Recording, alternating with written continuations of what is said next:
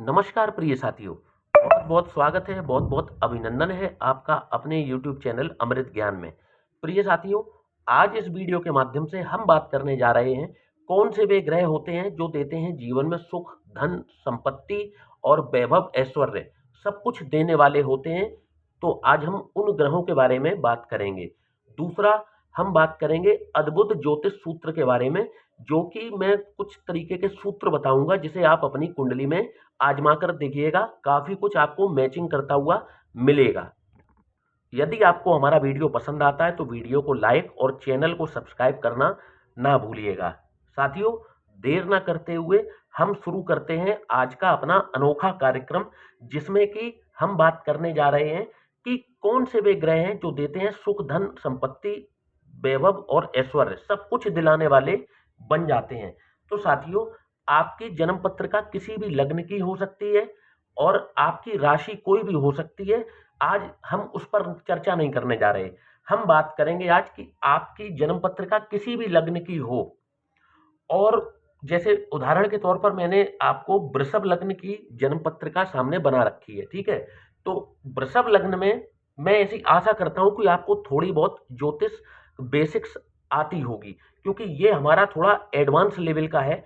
तो जो नए दर्शक हैं हमारे, वो इस वीडियो को देखें, समझने का प्रयास करें, और जो हमारे पुराने दर्शक हैं उनको ये काफी कुछ मैच करता हुआ जरूर दिखाई पड़ेगा।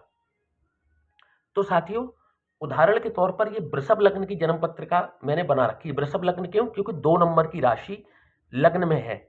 यदि यहाँ पर 1 नंबर लिखा होता तो मेष लग्न होती, 3 नंबर लिखा होता तो मिथुन लग्न होती, इसी प्रकार से, ठीक है। तो वृषभ लग्न में लग्नेश कौन बनते हैं? तो बनते हैं शुक्र। तो जब भी वृषभ लग्न वालों को शुक्र की महादशा लगती है तो ऐसे व्यक्ति अपने जीवन में आगे बढ़ना शुरू कर देते हैं। गजब का इम्यूनिटी पावर इनका बढ़ जाता है, और ऐसे व्यक्ति को समाज में जो अभी तक मान सम्मान की प्राप्ति नहीं हो रही थी, तो ऐसे समय पर उनको मान सम्मान की प्राप्ति भी होने लगती है। शुक्र की महादशा इनके लिए अत्यंत लाभकारी सिद्ध होती है वृषभ लग्न वालों के लिए। बस शर्त एक है कि शुक्र 6, 8 और 12 में विराजमान ना हो। तो पहला हमारा सूत्र क्या हुआ कि लग्नेश की जब भी महादशा लगेगी, ऐसे व्यक्ति के जीवन में सुख, शांति, धन, संपदा आना स्वतः ही शुरू हो जाती है। साथियों, इसके बाद में बात करते हैं चतुर्थेश की दशा। तो जैसे वृषभ लग्न में चतुर्थेश कौन बनते हैं? सूर्य। इसी प्रकार से यदि आपकी मेष लग्न है तो आपके चतुर्थेश कौन बनेंगे? तो जैसे 1 नंबर यहां से शुरू हो रहा है तो 1, 2, 3 और 4 नंबर यहां पे आएगा, तो इनके चतुर्थेश बनेंगे चंद्रमा। किसके? मेष लग्न वालों के। वृषभ लग्न वालों के चतुर्थेश कौन बनते हैं? सूर्य। तो जब भी सूर्य की महादशा वृषभ लग्न वालों को लगती है तो इनके जीवन में, क्योंकि ये सुखों का भाव है, सूर्य यहाँ पर, उन सूर्य के पास डिपार्टमेंट कौन सा है? सुखों का। तो यहाँ पर सूर्य देव जब भी इनकी महादशा लगती है तो ऐसे व्यक्तियों को भूमि, भवन, वाहन, गाड़ी, इन सब चीजों से संबंधित इनको सुख प्राप्त होने शुरू हो जाते हैं जब भी इनको चतुर्थेश की महादशा लगती है। महादशा लग जाए, अंतरदशा लग जाए, तो इनको लाभ निश्चित तौर पर होता है। हालांकि सूर्य यहाँ पर लग्नेश के शत्रु हैं, परंतु उनके पास जो ओनरशिप है वो चौथे भाव की है, जो कि एक शुभ भाव होता है, सुखों का भाव होता है। इस वजह से सूर्य यहाँ पर बाध्य है अच्छे रिजल्ट देने के लिए। बस शर्त वही है कि 6, 8 और 12 में व्यवस्थित ना हो। इसके बाद बात कर लेते हैं साथियों। तो साथियों, ये हो गई चतुर्थेश की दशा। तो मैंने आपको क्या क्या बता दिया। लग्नेश की यदि महादशा मिलती है तो बहुत अच्छी लाभकारी सिद्ध होती है। इसके बाद में चतुर्थेश की जब भी महादशा लगती है तो ये भी जीवन में सुख, शांति, धन, संपदा आना स्वाभाविक सी बात है, क्योंकि यहाँ पर ओनरशिप क्या है? सूर्य की ओनरशिप है। यहाँ पर सूर्य बस व्यवस्थित कहाँ ना हो? 6, 8 और 12 में। इसके बाद में नवमेश की महादशा। नवमेश कौन से हुए? भाग्येश। इस भाव के जो भी स्वामी होते हैं, जब भी इनकी महादशा लगती है, ऐसे व्यक्ति का भाग्य साथ देना शुरू कर देता है। ऐसे व्यक्ति को अचानक से धन लाभ की स्थितियां बनना शुरू हो जाती हैं। ऐसे व्यक्ति को पवित्र स्थलों पर जाने की एक सहायता प्राप्त होती है, ईश्वरीय सहायता प्राप्त होती है। कैसी सहायता होती है कि ऐसे व्यक्तियों को सौभाग्य से, भाग्य से जो है ऐसे तीर्थ करने को मिलते रहते हैं इनकी महादशा में। पिता से संबंधित सुखों की प्राप्ति होती है, धर्म कर्म में रुचि बढ़ती है और आप आध्यात्मिक ऊंचाइयों को छूना शुरू कर देते हैं नवमेश की महादशा में। बस बात वही है कि इनकी प्लेसमेंट गलत नहीं होनी चाहिए। इसके बाद में पंचमेश की जब भी महादशा लगती है, जो पंचम भाव के स्वामी होते हैं, इनकी जब भी महादशा लगती है तब भी इसी प्रकार के एक अनसर्टेन गेन्स जीवन में शुरू हो जाते हैं, जिसकी आपने कल्पना भी नहीं की होगी। इस तरीके के आपको गेन्स जीवन में मिलना शुरू हो जाते हैं। आपको शिक्षा के क्षेत्र में, यदि आप छात्र जीवन जी रहे हैं तो आपको शिक्षा के क्षेत्र में बहुत ही अच्छे परिणाम देखने को मिलते हैं, आपके एकेडमिक्स को बहुत अच्छा कर देते हैं। यदि आपके बाल्यकाल में पंचमेश की महादशा लग जाए और पंचमेश की स्थिति बहुत ज्यादा यदि खराब नहीं है तो ये बहुत अच्छा रिजल्ट देते हैं। कौन? पंचमेश। तो साथियों, ये हमारे हो गए 4 सूत्र, 1 2 3 4। अब इसके बाद में अगला सूत्र। तो साथियों, जब भी अष्टमेश की महादशा लगती है, अष्टमेश कौन? जैसे वृषभ लग्न में अष्टमेश कौन हुए? गुरु। जब भी वृषभ लग्न वालों को गुरु की महादशा लगेगी, क्योंकि ये ट्रांसफॉर्मेशन हाउस है, गूढ़ रहस्यों का मतलब हाउस है, ठीक है। और यहां से आप क्या देखेंगे? जीवन में बाधाएं, दुर्भाग्य, क्योंकि भाग्य भाव से ये 12वां भाव है तो भाग्य की हानि करता है, तो इसका जो स्वामी होगा वो भी भाग्य की हानि करेगा। तो जब भी अष्टमेश पूरी कुंडली में कहीं पर भी जाकर के बैठेंगे, कहीं पर भी जाकर के बैठेंगे, तो ये उस भाव की फलों में कमी ला देंगे, उस भाव के अच्छे परिणाम आपको देखने को नहीं मिलेंगे। तो यहां पर एक बहुत ज्यादा बड़ा प्रबल चांस है कि यदि किसी व्यक्ति के ऊपर अष्टमेश की महादशा चल रही है तो आप देखेंगे कि 90% केसों में ऐसा व्यक्ति आपको बहुत परेशान नजर आएगा। बहुत परेशान इन द सेंस किस किस चीजों में? धन संबंधी परेशानियां इस समय में व्यक्ति को देखने को मिलती ही मिलती हैं। ऐसे व्यक्तियों का साथ भाग्य ऐसा लगता है कि जैसे भाग्य ने बिल्कुल इनसे करवट ले ली हो। जब भी अष्टमेश की महादशा लगती है, जीवन में इनके नई नई ऐसी ऐसी बीमारियां इनके सामने निकल के आना शुरू हो जाती हैं जिसकी इन्होंने कभी भी परिकल्पना ना की हो। तो कहने का मूल मतलब ये है कि अष्टमेश की जब भी महादशा लगेगी, ये कन्फर्म मान करके चलिए कि ऐसा व्यक्ति अष्टमेश की महादशा में बहुत परेशान होता है 90% केसों में। कुछ एक्सेप्शनल केसेस ऐसे बन सकते हैं कि जहां पर अष्टमेश की महादशा में व्यक्ति ने बहुत धन कमाया, लेकिन वो बहुत चुनिंदा केस होते हैं जहां पर किसी का अष्टम भाव बहुत ज्यादा एक्टिव हो और आप इसी भाव से संबंधित यदि कार्यों को करना शुरू कर देते हैं तो ये फिर लाभ भी बहुत देता है भाव इसका दिया हुआ, क्योंकि ये गड़ा हुआ धन भी यहां से देखा जाता है। मतलब ऐसा धन जिसके बारे में आपने सोचा नहीं था, अचानक से आपको जीवन में प्राप्त हो गया और बड़े मात्रा में प्राप्त हो गया, तो यहां पर वो अष्टमेश ये भी काम करा देते हैं। परंतु ये बहुत रेयर है, 95% केसों में अष्टमेश की महादशा कभी भी अच्छी नहीं जाती। इसके बाद साथियों, जब भी सप्तमेश की महादशा लगती है, क्योंकि ये मारक भाव है, जब भी सप्तमेश की महादशा लगेगी, ये भी व्यक्ति के लिए बिल्कुल भी अच्छा संकेत नहीं है। ऐसे व्यक्ति को जीवन में सप्तमेश की महादशा में काफी परेशानियों का सामना करना पड़ता है, और ये क्योंकि लग्न का मारक है तो ऐसे व्यक्तियों को लग्न से संबंधित, मतलब आपके शरीर से संबंधित कई परेशानियां देखने को मिलती हैं। और यदि कुछ ऐसा है जैसे कि ये ग्रह, जैसे कि यहां पर मंगल है, मंगल यहाँ पर मारक क्यों हुए? क्योंकि सप्तम के स्वामी हैं और यहाँ पर व्यय भाव के भी स्वामी हैं। तो कहने का मतलब है कि यदि कोई ग्रह जिसके पास 2 बुरे घरों की अगर ओनरशिप है, जैसे यहाँ पर मंगल के पास 2 बुरे घरों की ओनरशिप है, तो यहाँ पर मंगल क्या हो गई? प्रबल मारक। तो मंगल की महादशा इनके लिए हानि देने वाली होती है। इनकी भूमि से संबंधित इनको परेशानी आती है। इनकी हो सकता है कि इन्हें भूमि से संबंधित, प्रॉपर्टी से संबंधित कई नुकसान उठाने पड़े, इनके धन की हानि होती है। तो यहां पर मंगल की महादशा, या यूं कहें सप्तमेश की महादशा और व्ययेश की महादशा, ये कभी भी अच्छी नहीं जाती। और साथियों बात कर लेते हैं, इसके बाद अगला सूत्र है साथियों, जब भी राहु दशम भाव में विराजमान हो, गौर से सुनिएगा, राहु दशम भाव में विराजमान हो तो ऑटोमेटिकली केतु चतुर्थ भाव में होंगे, क्योंकि ये आपस में 180 डिग्री पर रहते हैं। तो जहां पर राहु विराजमान होंगे उसके ठीक सामने वाले घर में कौन होंगे? केतु देव विराजमान। यदि इन भावों में, दशम भाव में राहु हो और चतुर्थ भाव में केतु हो, तो आप देखें, और इनकी महादशा लग जाए, राहु की लग जाए, केतु की लग जाए, व्यक्ति को रगड़ के रख देती है।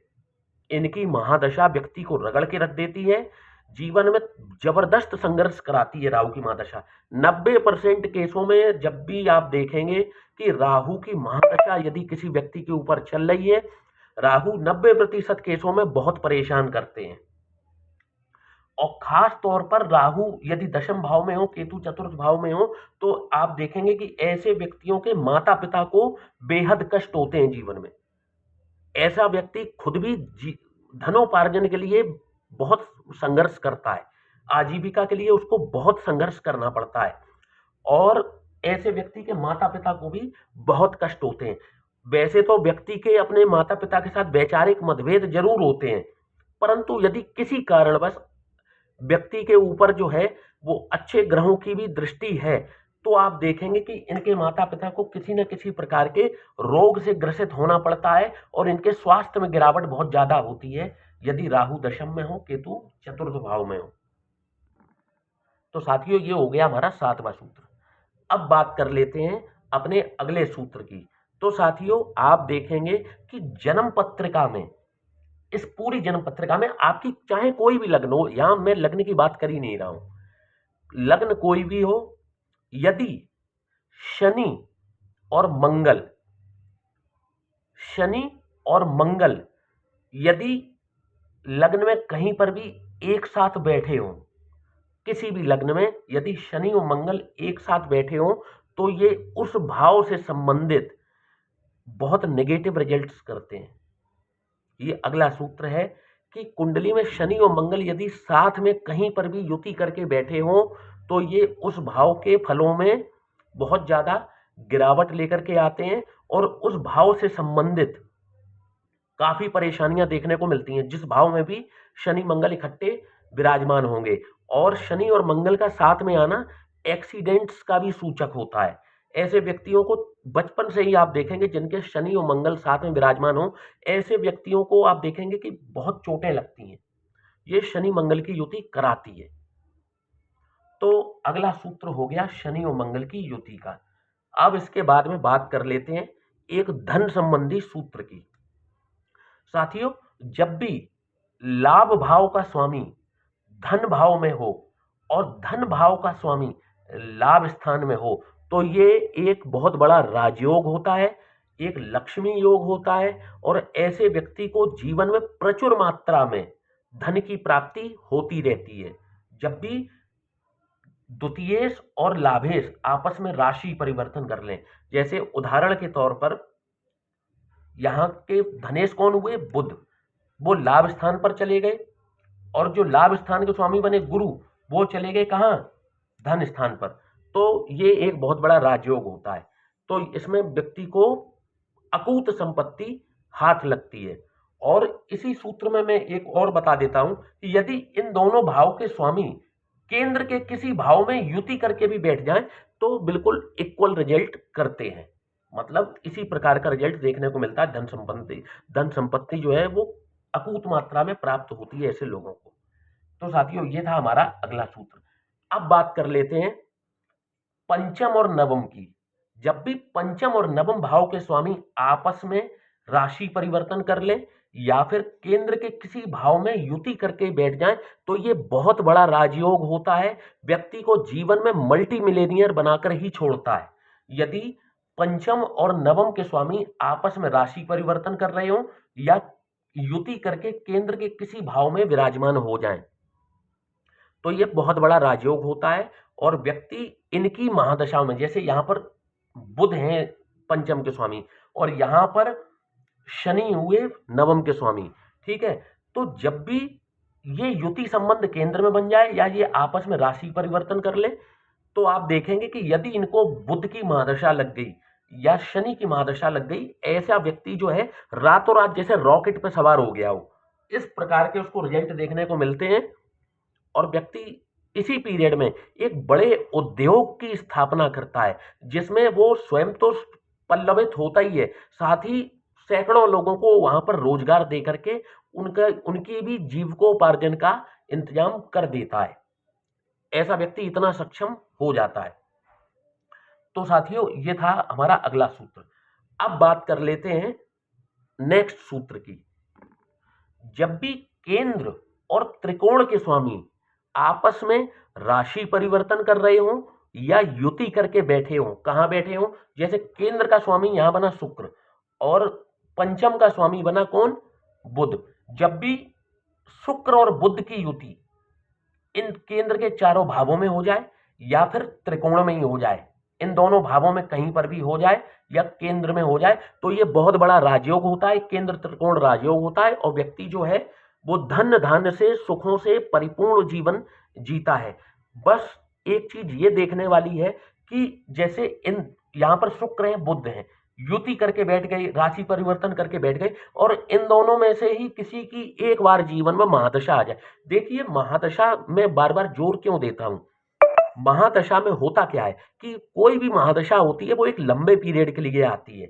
यदि शुभ ग्रहों की महादशा किसी को मिलती है तो ऐसे व्यक्ति को बहुत समय मिलता है उस महादशा में अपने आप को निखारने का।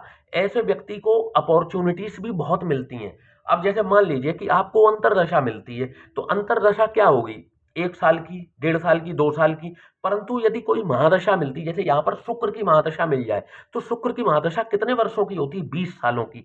तो किसी शुभ ग्रह की महादशा आपको 20 वर्षों तक मिलती है, तो आपको वो स्ट्रॉन्ग करके जाएगी कि नहीं जाएगी, आप ही जवाब दीजिए।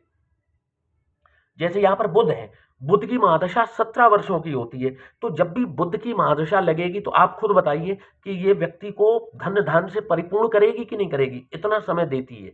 तो यहाँ पर केंद्र और त्रिकोण का राजयोग, तो ये था हमारा अगला सूत्र। अब बात कर लेते हैं कि जब भी केंद्र और भाग्य भाव के स्वामी आपस में राशि परिवर्तन करके बैठ जाएं या फिर एक दूसरे के भाव में बैठ जाएं या त्रिकोण में ही बैठ जाएं या इन चारों भावों केंद्रों में कहीं पर भी बैठ जाएं युति करके, तो ऐसे व्यक्ति को भाग्य से धन की प्राप्ति बहुत बड़े मात्रा में हो जाती है।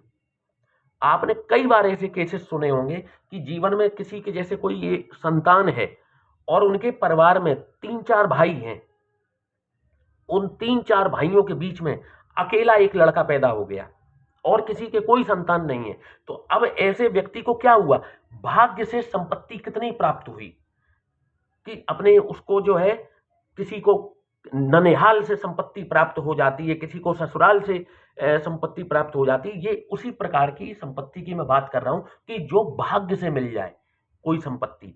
तो यहां पर जब भी लग्नेश और भाग्येश का आपस में राशि परिवर्तन हो जाए या फिर ये त्रिकोण में युति करके बैठ जाए या केंद्र में युति करके बैठ जाए, तो कुछ इस प्रकार के राजयोग देखने को मिलता है। अब बात करते हैं अगले सूत्र की। तो साथियों, जब भी पंचमेश अपने ही भाव में बैठे हो, या गौर करिएगा, जैसे वृषभ लग्न में पंचमेश हो गए बुध, अब यदि यहां पर मेष लग्न में बनाता, 1 नंबर की लग्न बनाता, तो उसके पंचमेश कौन होते, तो बनते सूर्य। यहां पर 5 नंबर आता तो पंचमेश बनते सूर्य।